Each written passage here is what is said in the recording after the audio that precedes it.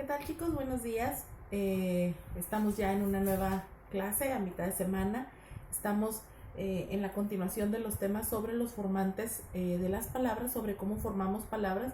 La clase pasada vimos sobre la formación de las palabras con onomatopeya, siglación, acronimia y acortamiento. Hoy vamos a ver los formantes de la palabra, es decir, aquellos elementos que nos van a ayudar a complementar estas, que podamos crear nuevas palabras. Vimos un poco sobre las palabras derivadas y hablamos sobre los prefijos y los sufijos de una manera muy superficial.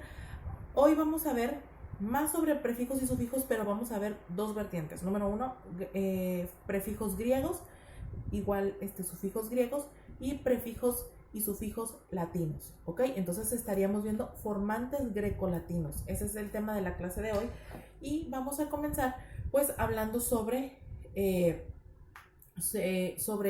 a qué se refiere esto de los formantes grecolatinos.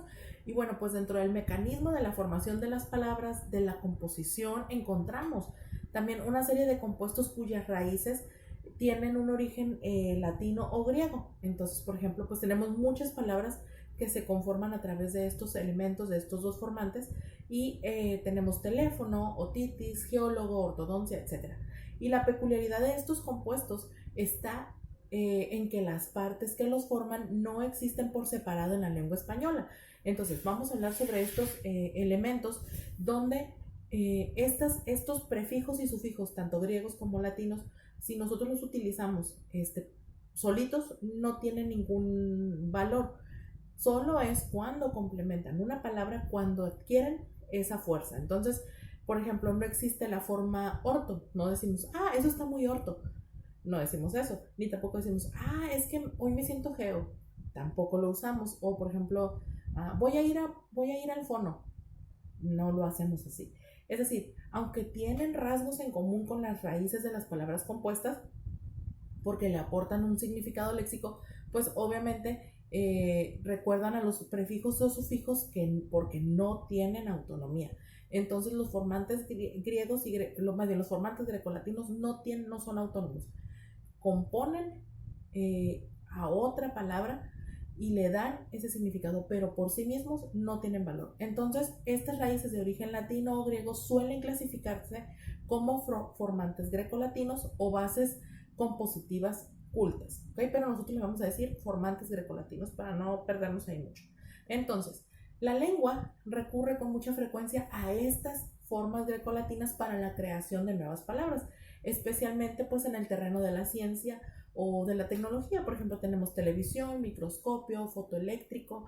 En la medicina tenemos dermatitis, cardiopatía, podólogo, y en las disciplinas humanistas tenemos psicología, antropocentrismo, paleografía, etc.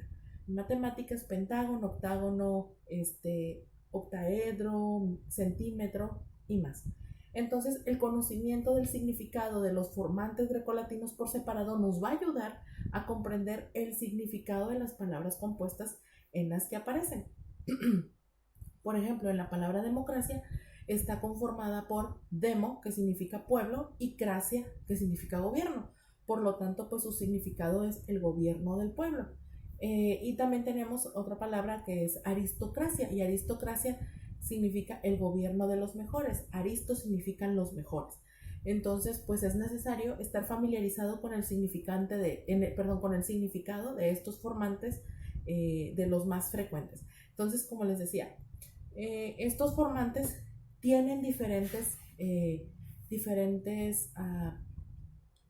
dependiendo de que si son prefijos o si son sufijos, tienen diferentes significados.